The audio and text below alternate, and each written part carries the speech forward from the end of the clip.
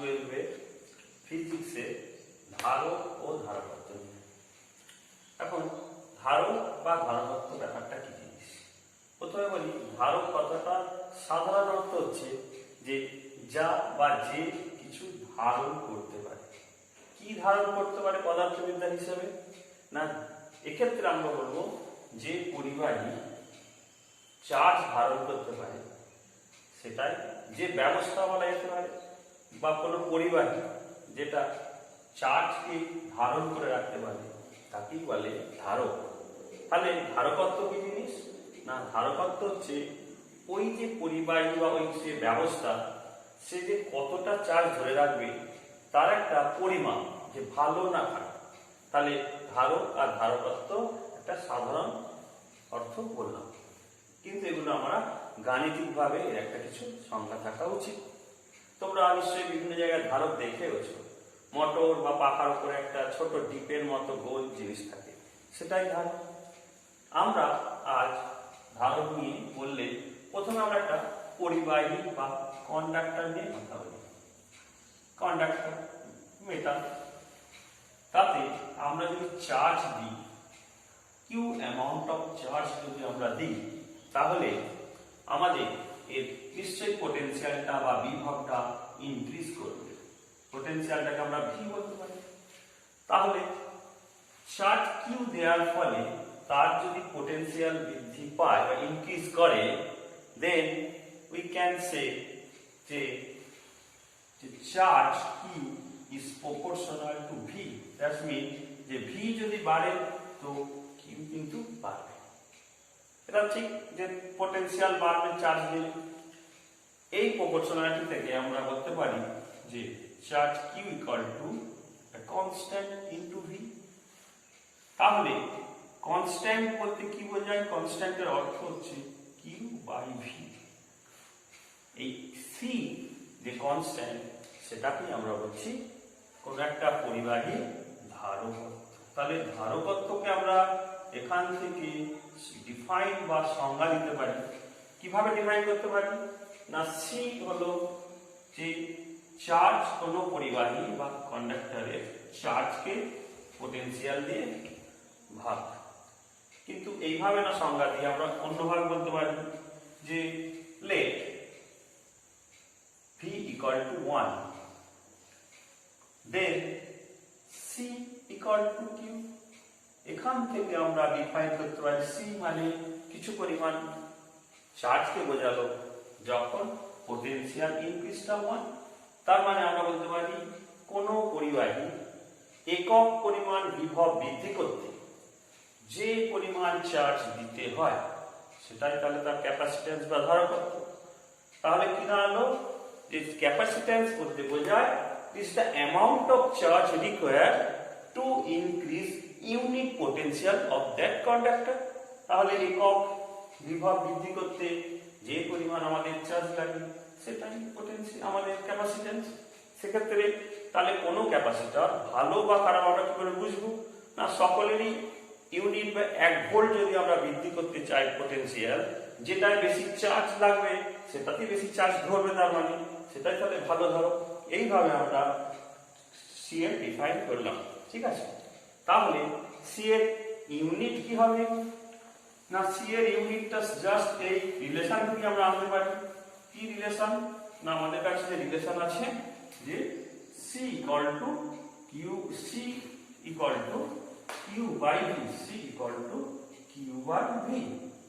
তাহলে এসআই পদ্ধতিতে এর ইউনিট কি হওয়া উচিত? কিউ এর ইউনিট কি? SI coulomb. তাহলে সি এর ইউনিট হবে সি ইকুয়াল টু কুলম বা 1 কুলম বাই ভোল্টেজের ইউনিট হচ্ছে ভোল্ট, 1 ভোল্ট।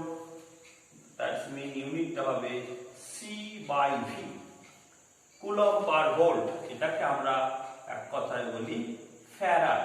ফ্যারাড হচ্ছে এসআই পদ্ধতিতে ক্যাপাসিট্যান্স বা ধারকত্বের একক।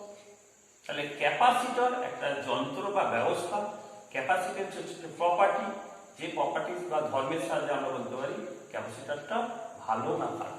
তাহলে এসআই পদ্ধতিতে এর ইউনিট হলো ফ্যারাড। সিজিএস এ কি হবে না, সিজিএস এ করসপন্ডিং সিজিএস ইউনিট গুলো বসাবো। চার্জের সিজিএস ইউনিট কি না ইএসইউ চার্জ, ইএসইউ চার্জ। আর ভোল্টের ইউনিট কি সিজিএস এ 1 ইএসইউ ভোল্ট। এ থেকে আমরা বলতে পারি, এটাকে এক কথায় আমরা বলি যে স্ট্যাট ফ্যারাড, স্ট্যাট ফ্যারাড। তাহলে সিজিএস এ হলো স্ট্যাট ফ্যারাড, এসআই তে হলো কুলম্ব পার ভোল্ট বা ফ্যারাড। নিশ্চয়ই সিজিএস এসআই যদি দুটো আলাদা ইউনিট হয় তাহলে তাদের মধ্যে কোনো রিলেশন থাকবে। রিলেশনটা কি আগে আমরা দেখাই যে কি রিলেশন হওয়া উচিত। 1 farad SI equal to 1 coulomb by 1 volt. আর 1 কুলম্ব মানে কত, 1 কুলম্ব মানে কত ইএসইউ না 3 into 10 to the power 9 ESU charge, 3 into 10 to the power 9 ESU charge. আর 1 ভোল্ট হচ্ছে 1/300 ইএসইউ ভোল্ট, এটা কিন্তু চার্জ। এখান থেকে দাঁড়াচ্ছে 9 into 10 to the power ESU, তত স্ট্যাট ফ্যারাড। তাহলে this is the relation between farad and stat farad. Stat farad. This is the required relation. বোঝা গেল? তাহলে আমরা আজকে এখনই যেটা জানলাম সেটা হচ্ছে ধারক কি, ধারকত্ব। এবার আমরা দেখব যে যেহেতু আমরা একটা ক্যাপাসিটরের মধ্যে কিছুটা চার্জ সঞ্চিত হলো, তাহলে চার্জ কিছুটা যেহেতু সঞ্চিত হলো তাহলে কিছু সেখানে এনার্জি বা শক্তি সঞ্চিত হবে বা স্টোর হবে। আমরা সেই এনার্জি কতটা স্টোর হলো তার মানে একটা ক্যাপাসিটরে সঞ্চিত শক্তির পরিমাণ কত হবে সেই হিসেবটা আমরা করব। তাহলে ধরা যাক একটা ক্যাপাসিটর আছে, সেই ক্যাপাসিটরের ক্যাপাসিট্যান্স বা ধারকত্ব হচ্ছে, আমরা যেটা জানি ধারকত্বটা সি। তাহলে তাকে যদি সেই ক্যাপাসিটর, সেটা একটা কন্ডাক্টর হতে পারে, সেটা আমরা ভাবলাম যে পরিবার, সেই ক্যাপাসিটরটাতে আমি যদি কোনোভাবে তাতে small Q amount of charge দিই তাহলে কোনো একটা মুহূর্তে তার পোটেনশিয়ালটা স্মল ভি হবে। এই অবস্থায় আমাদের যে শর্ত যে কিউ ইকুয়াল টু সিভি, তাহলে আমরা যদি এখন এই স্মল ভি থাকা ভিভি পোটেনশিয়াল থাকা অবস্থায় আরো স্মল একটা পরিমাণ যেটা হচ্ছে ডিকিউ অ্যামাউন্ট অফ যদি চার্জ তার সাথে আরো অ্যাড করি তাহলে তার মধ্যে নিশ্চয়ই কিছুটা ওয়ার্ক ডান করতে হবে, কাজ করতে হবে। সেই কাজ করার জন্য যে পরিমাণ শক্তি সঞ্চিত হবে সেটা যদি আমরা ডি ডব্লিউ বলি তাহলে D W work equal to work সমান হচ্ছে Q into V dq and small amount of charge dq into v। ঠিক আছে, এক্ষেত্রে তাহলে আমরা বলতে পারি যে v dq হচ্ছে যে স্মল dq অ্যামাউন্ট অফ চার্জটা বাড়াতে গেলে যে কাজ করতে হবে। তাহলে আমাদের যে দাঁড়ালো যে dw equal to v dq।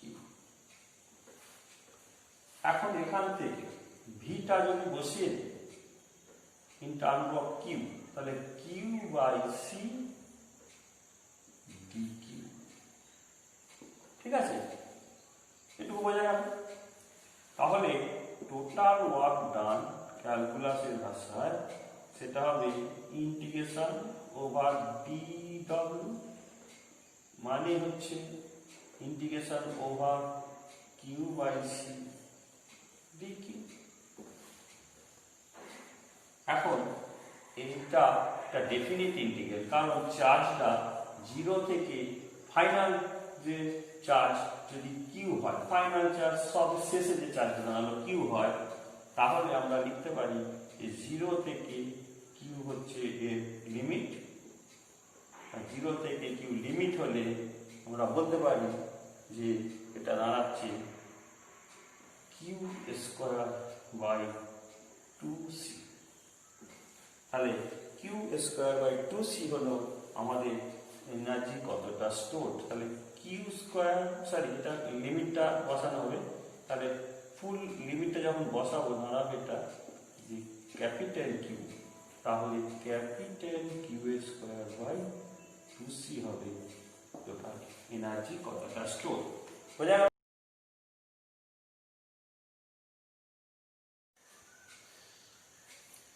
এবার যেটা আমরা জানবো যে ক্যাপাসিটারে যেহেতু দুটো প্লেট থাকে, তাহলে সার্কিটে একটা ক্যাপাসিটারকে আমরা কিভাবে লিখতে পারি, বা circuit symbol of A capacitor. সেক্ষেত্রে দুটো প্লেট থাকে বলে আমরা দুটো এইভাবে ক্যাপাসিটারকে আমরা লিখতে পারি। মানে সার্কিটে রেজিস্ট্যান্সকে আমরা কিভাবে প্রকাশ করি, এইভাবে। ব্যাটারিকে কিভাবে প্রকাশ করি, এইভাবে। ক্যাপাসিটারকে প্রকাশ করি এইভাবে। কেন? দুটো যদি সমান হয় তবে ক্যাপাসিটার ছোট বড় হলে ব্যাটারিকে বোঝায়, এইভাবে আমরা বোঝাই।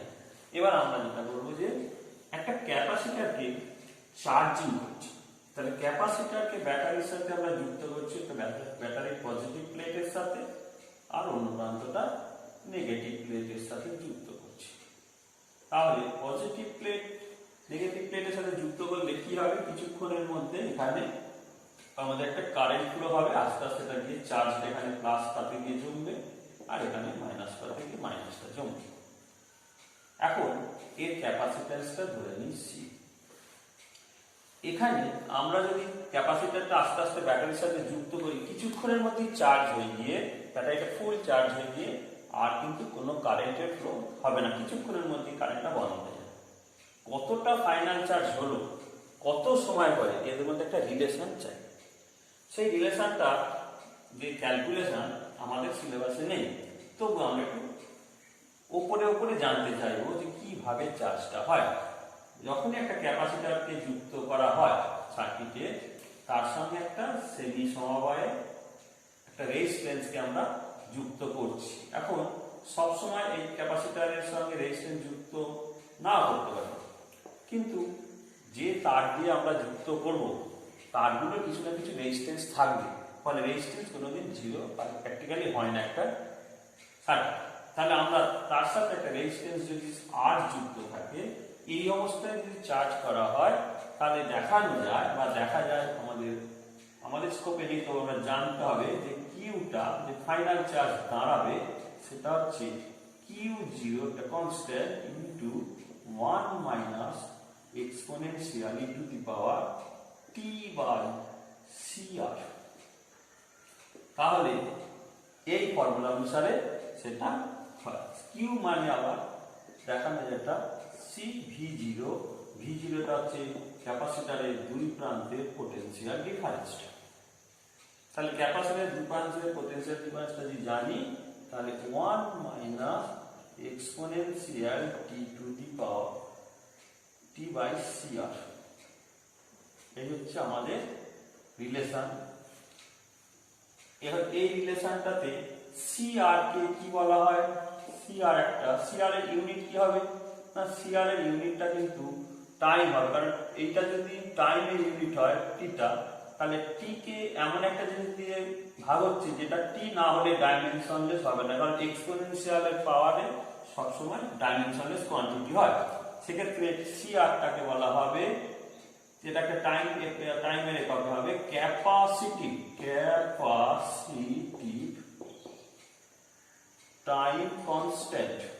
Time constant. বাংলায় এর সঠিক মানে নেই, মানে শব্দ, তবু এটা বলা যেতে পারে যে ধারকীয় সময় ধ্রুবক, এরকম একটা আমরা মানে করতে পারি। এটা একক কিন্তু সময়ের একক, এটা টাইমের একক একটা টাইম।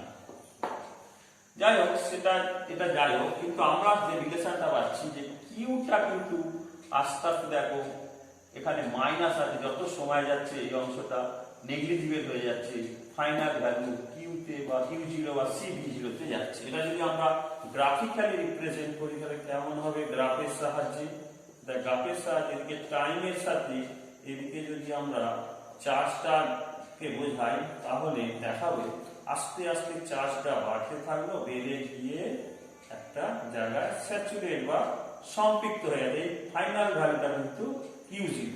এইভাবে কিন্তু তাহলে এইভাবে স্যাচুরেট মানে আমাদের যে চার্জ ফুল চার্জ যখন হবে এই গ্রাফটা সেটা শো করছে। কারেন্ট সেই অবস্থায় কত হবে না, দেখো এটা যদি কিউ হয় তাহলে প্রবাহ মাত্রা আই, প্রবাহ মাত্রা কি করে পাই না, প্রবাহ মাত্রা সবসময় আধানকে সময় দিয়ে ভাগ, তার মানে ক্যালকুলাসের ভাষায় ডিকিউ ডিটি। ডিকিউ ডিটি এটা যদি আমরা ডিফারেন্সিয়েট করি, আমরা একটু ডিফারেন্সিয়েশন শিখে গেছি, তাহলে এক্ষেত্রে আমরা জানি এইটাকে যে ডিফারেন্সিয়েট করি কি হবে না, কিউ0 মাইনাস হবে, মাইনাস আর এখান থেকে যখন এ হবে প্লাস হয়ে যাবে e to the power T by C R minus t by C R, আর একটা বাই সি বাই আর আসবে, সি বাই আর, কারণ এই ওয়ান এখানে ডিফারেন্সিয়েট করলে এটা আসবে, সব মিলিয়ে দাঁড়াবে এটাকে যদি কনস্ট্যান্ট বলি তাহলে I0 e to the power T by C R, এই ফাইনাল ফর্মুলাটা দাঁড়াবে। তাহলে এক্সপ্রেশন ফর কারেন্ট আমাদের হলো I0 e to the power T by C R. এটাকে যদি আমরা গ্রাফিক্যালি আঁকি তাহলে গ্রাফিক্যালি যদি দেখাই, এটা আমি এখানে বলি গ্রাফিক্যালি এটা দেখালে কেমন হবে না, এদিকে টাইম, এদিকে যদি আমার কারেন্ট হয় তাহলে কারেন্ট কিন্তু আস্তে আস্তে কমছে, টিটা মাইনাস আছে, এক্সপোনেন্ট এইভাবে কমে যাবে, এইভাবে কমে যাবে। তাহলে চার্জিং যখন হচ্ছে আস্তে আস্তে চার্জ বাড়ছে গিয়ে স্যাচুরেট করছে, সম্পৃক্ত হচ্ছে, সেই অবস্থায় কারেন্ট কিন্তু আস্তে আস্তে কিছু সময়ের মধ্যেই গিয়ে 0 হয়ে যাচ্ছে, কারণ ফুল চার্জ অবস্থায় কোনো কারেন্ট যাবে না। এই হচ্ছে একটা ক্যাপাসিটরের চার্জিং এর সময় চার্জটা কিভাবে জমছে আর কারেন্ট কিভাবে ফ্লো হচ্ছে তার আমি এটা দেখালাম। এবার আমরা যেটা করব সেটা হচ্ছে ডিসচার্জের ক্ষেত্রে। ডিসচার্জ মানে হচ্ছে ব্যাটারিটা আমি বন্ধ করে দিলাম, ব্যাটারিটা মধ্যে খুলে নিলাম, তাহলে আস্তে আস্তে চার্জটা এখান দিয়ে রেজিস্ট্যান্সের মধ্যে দিয়ে গিয়ে ক্ষয় হবে, এখানে তাপ উৎপন্ন হবে, আস্তে আস্তে এখানে সার্কিটে একটা তড়িৎ প্রবাহ হবে, কিন্তু কিছুক্ষণের মধ্যে আবার চার্জটা শেষ হয়ে গিয়ে মানে ফ্লোটা বন্ধ হয়ে যাবে। আমরা তার এক্সপ্রেশন চাই। তাহলে ডিসচার্জ হলে এটা হচ্ছে চার্জিং এর সময়। এবার ডিসচার্জিং এর সময় কি রিলেশন না, চার্জিং এর সময় যদি এই রিলেশন হয় তাহলে ডিসচার্জিং এর সময় রিলেশনটা একটু পাল্টে যায়। ডিসচার্জিং এর সময় রিলেশনটা হবে, এটা কিন্তু চার্জিং এর নয়, ডিসচার্জিং এর জন্য। তাহলে ডিসচার্জিং এর ক্ষেত্রে আমাদের রিলেশনটা আছে যে কিউ0 e to the power T by C R, এই ফর্মুলা অনুসারে পাই। এইবার এটাকে যদি আমি গ্রাফিক্যালি দেখাই কেমন হবে না, গ্রাফিক্যালি দেখালে এদিকে টাইম আর এদিকে যদি কিউ হয় তাহলে আস্তে আস্তে ডিসচার্জ যখন হবে দেখা যাবে যে এটা কমে যাচ্ছে, একটা সময়ের পরে 0 হয়ে যাবে। এটা হচ্ছে কিউ0, এটা কিউ0 ভ্যালু, আস্তে আস্তে পরে একটা সময় হচ্ছে। সেই অবস্থায় কারেন্টের ফ্লো কি হবে না, current I equal to dQ dt, dQ by dt, এইটা ডিফারেন্সিয়েট করলে কিউ0 এটাতে একটা মাইনাস আসবে by C R exponential t by C R. এটাকে আমরা লিখতে পারি I0, একটা দেখো মাইনাস আছে কিন্তু উল্টো দিকে ফ্লোটা হবে e to the power T by C R. এটাতে আমাদের মাইনাস আছে, তার মানে আগে চার্জিংয়ের সময় যেদিকে কারেন্ট গিয়েছিল তার উল্টো দিকে কারেন্ট যাবে, আর উল্টো দিকে। এটার গ্রাফিক্যাল রিপ্রেজেন্টেশনটা কেমন হবে না, গ্রাফিক্যাল রিপ্রেজেন্টেশনটা টাইমটা এদিকে, টাইমটা এদিকে, তাহলে এদিকে টাইম, এদিকে যদি কারেন্টটা, যেহেতু কারেন্টটা নেগেটিভ দিকে আছে, নেগেটিভ দিকে তার মানে আস্তে আস্তে দেখা যাবে এটা বাড়বে, একটা সময় এইভাবে এটা দেখো নেগেটিভ কারেন্ট, এখানে কিন্তু মাইনাস আছে, তার মানে আস্তে আস্তে কারেন্টটা গিয়ে একটা সময় পরে জিরো হবে। উল্টো দিকে কিন্তু কারেন্টটা, যেদিকে চার্জের সময় যেদিকে কারেন্ট ছিল তার কিন্তু উল্টো দিকে কারেন্টটা হলো।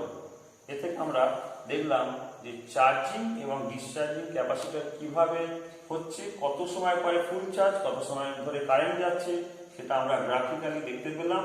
এই ক্যালকুলেশন কিভাবে এটা কিন্তু আমাদের এখন সিলেবাসে নেই, এই জন্য কিন্তু ওই জায়গায় গেলাম না। এটুকু আমরা জানলাম charging, discharging, time constant, graphically রিপ্রেজেন্টেশনটা আমরা দেখলাম। এবার যেটা আমরা করবো যে ক্যাপাসিটর অনেক রকমের হতে পারে। এখন দুটো প্লেট থাকতে পারে, সবসময় কিন্তু ক্যাপাসিটরে দুটো প্লেট থাকে যেভাবে, সেটা সাধারণ প্লেট দুটো হলে সাথে বলা হবে সমান্তরাল পাত ধারক বা প্যারালাল প্লেট কন্ডেন্সার, দুখানা প্লেট থাকবে সেখানে, সেই দুটো প্লেট এরকম, তার মানে দুটো প্লেট। অথবা এটা হতে পারে স্ফেরিক্যাল বা গোলকীয়, তারও দুটো প্লেট থাকবে, এখানে একটা ভেতরে, বাইরেটা বা ভেতরেরটা আমরা মাটির সাথে যুক্ত করে আর্থিং করতে পারি। আবার হতে পারে সিলিন্ড্রিক্যাল, এখানে হতে পারে, সেখানেও প্লেট থাকবে। আরো অনেক ফর্মে হতে পারে, যেভাবেই হোক না কেন আমরা দেখবো যে তাতে দুটো প্লেট থাকবে। এটার নাম হচ্ছে সমান্তরাল পাত ধারক বা প্যারালাল প্লেট কন্ডেন্সার, এটার নাম হচ্ছে স্ফেরিক্যাল কন্ডেন্সার বা ক্যাপাসিটর, আর এটার নাম হচ্ছে সিলিন্ড্রিক্যাল ক্যাপাসিটর। আমরা প্রথমে একটি প্যারালাল প্লেট কন্ডেন্সার বা সমান্তরাল পাত ধারকের ভেতরটা নিয়ে জানবো, বা তার ধারকত্ব কি বা কি কি বিষয়ের উপর নির্ভর করে সেটা জানবো। তাহলে আমাদের এখন দাঁড়ালো সমান্তরাল পাত ধারক। সমান্তরাল পাত ধারক, সমান্তরাল পাতের আকারে থাকে বলে পাত ধারক। এই ধারকের ধারকত্বটা জানবো, কতটা ধারকত্ব, এইটাই আমাদের এখন জানতে হবে।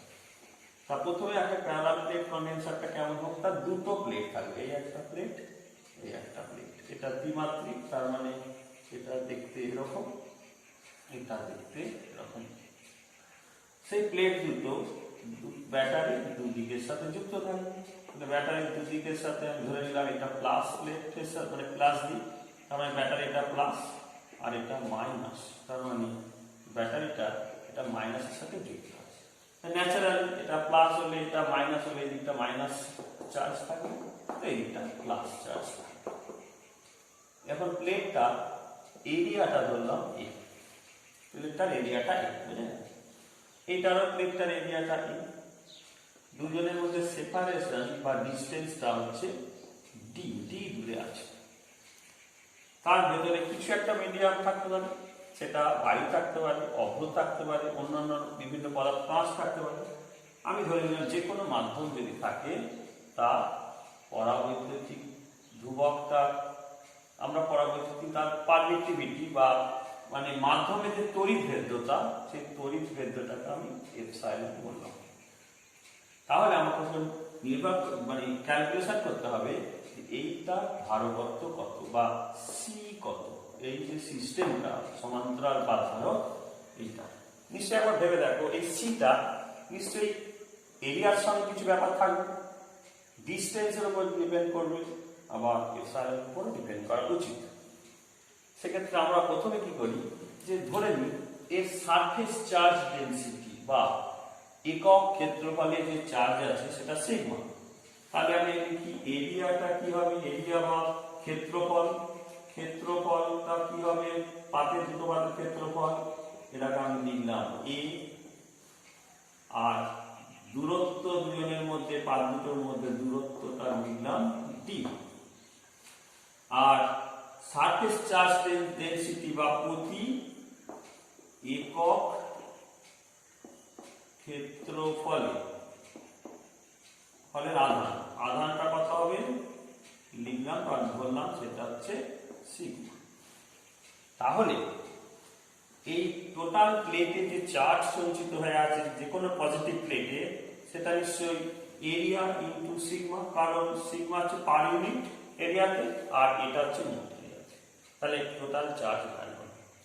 এখন আমাদের সি পেতে গেলে C equal to Q by V, কিউটা পেলাম কিন্তু ভিটা কি করে পাবো? ভি মানে দুটো প্লেটের মধ্যে যে আমাদের পোটেনশিয়াল ডিফারেন্স, সেটা পেতে গেলে আমাদের একটু কিছু ব্যাপার জানা।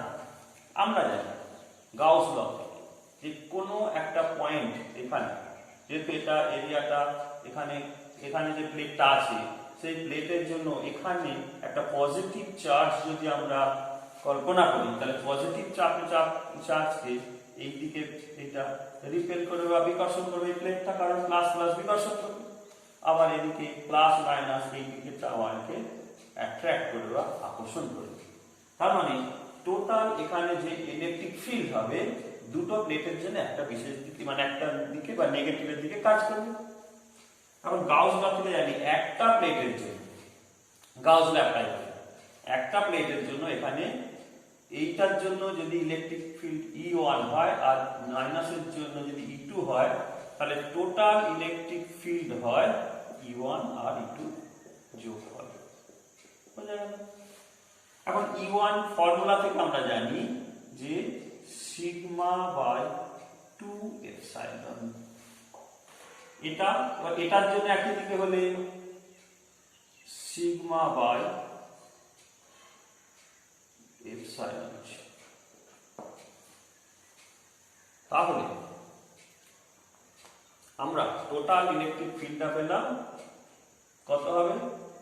2 সিগমা বাই 2 এপসাইলন 0, এপসাইলন কেটে গিয়ে দাঁড়ালো সিগমা বাই এপসাইলন। বুঝা গেল? তাহলে আমাদের থেকে ইলেকট্রিক ফিল্ডটা পেলাম equal to sigma by epsilon. এখন এটা ইলেকট্রিক ফিল্ড, তাহলে প্রতি একক ঘনত্ব উপাদান যে বল অনুভব করে, তাহলে দুটো প্লেটের মধ্যে দূরত্ব কত? d। তাহলে পোটেনশিয়াল ডিফারেন্স v হয় E ইনটু d, আর ইটা বসাচ্ছি কত? সিগমা বাই এপসাইলন 0, আর d হলো এটা। বুঝা গেল? তাহলে আমাদের ক্যাপাসিটেন্স C কত হলো না Q বাই V। Q মানে A সিগমা, এখান থেকে পাচ্ছি সিগমা A বাই সিগমা, আর V হচ্ছে sigma by epsilon into D। এটা সবকিছু মিলিয়ে দাঁড়ালো এপসাইলন A বাই V, সব কিন্তু এসআই পদ্ধতিতে করছি। তাহলে C এর এক্সপ্রেশন কি হলো? Epsilon A by D। এটাই হচ্ছে একটা প্যারালাল প্লেট কন্ডেন্সারের ক্ষেত্রে কতটা তার ক্যাপাসিটেন্স হলো সেটা জানা। তাহলে আমরা এখান থেকে কি পেলাম? আবার একবার বলি, এখানে যে ক্যাপাসিটরে অবশ্যই দুটো প্লেট থাকবে, দুটো প্লেটকে ব্যাটারি প্লাস মাইনাসের সাথে আমরা যুক্ত করলাম। যুক্ত করলে কি দাঁড়াবে না দুটো প্লেট একটা প্লাস একটা মাইনাস চার্জ করে। এভাবে হলে তাদের মধ্যে ইলেকট্রিক ফিল্ড সৃষ্টি হবে, এবং ইলেকট্রিক ফিল্ড সৃষ্টি হলে ফিল্ডের ফর্মুলাটা আমরা গাউস ল থিওরেম অ্যাপ্লাই করে আগের চ্যাপ্টারগুলোতে আমরা পেয়েছি। সেটা পেলে এইটা হলো সিগমা বাই এপসাইলন 0, তাহলে পোটেনশিয়ালটা হলো এইটা, আর টোটাল একটা পজিটিভ প্লেটের চার্জ হচ্ছে Q, তাহলে C equal to epsilon A by D। এটা আমরা পেলাম। এখান থেকে আমরা বলতে পারি যে এপসাইলন C বা ক্যাপাসিটেন্স কিন্তু C যে ফর্মুলাটা হলো epsilon 0 by A by D। এটা থেকে আমরা যদি কিছু পয়েন্ট পেতে পারি কি কি না, প্লেট দুটোর মধ্যে যদি প্লেট দুটোর যদি এরিয়া বাড়ে, প্লেট দুটোর ক্ষেত্রফল বাড়ানো হলে ন্যাচারালি প্লেটটা যত স্প্রেড করবে তাতে চার্জ বেশি সঞ্চিত হবে, তাহলে ক্যাপাসিটেন্সটা বাড়বে। যদি দূরত্বটা কাছে হয় দুটোর মধ্যে প্লেটে, তাহলে একটা প্লেটের এফেক্টটা অন্য প্লেটের উপর পড়বে, তার মানে চার্জটা তত বেশি থাকবে। যদি অনেক দূরে থাকে একটা প্লেটের অ্যাকশন অন্য একটা প্লেটের উপর থাকবে না, ফলে কম চার্জ সেখানে সঞ্চিত হবে। আর এপসাইলন এটা হচ্ছে মাধ্যমের পারমিটিভিটি বা ইলেকট্রিক পারমিটিভিটি। সেক্ষেত্রে ইলেকট্রিক্যাল পারমিটিভিটি এপসাইলনটার উপর ডিপেন্ড করছে। মাধ্যমের এপসাইলনটা ভিন্ন ভিন্ন হতে পারে। ভিন্ন বলতে আমরা অভ্রণী তার যা এপসাইলন, বাইর হলে যা এপসাইলন হবে, কাঁচ হলে এপসাইলন অন্য হবে। তাহলে ভিন্ন ভিন্ন যত তার এপসাইলনটা বেশি হবে ততই কিন্তু তাতে আমাদের চার্জ বেশি সঞ্চিত হবে। এই জন্য আমাদের এগুলো, এটা মানে ডিস্টেন্সটা যদি আমরা আগে যে এখন যদি ডি থাকে, এর যদি d/2 করি, d/2 থেকে 2 উপরে উঠে গিয়ে দাঁড়াবে, ক্যাপাসিটেন্সটা দ্বিগুণ হবে। মানে ডিস্টেন্স অর্ধেক করলে ক্যাপাসিটেন্সটা দ্বিগুণ হয়ে যাবে, ডিস্টেন্স দ্বিগুণ করলে ক্যাপাসিটেন্সটা অর্ধেক হয়ে যাবে। এই আমরা সমান্তরাল পাত ধারকের যে রাশিমালা বা এক্সপ্রেশন, তা থেকে আমরা এই সিদ্ধান্তগুলো করতে পারি।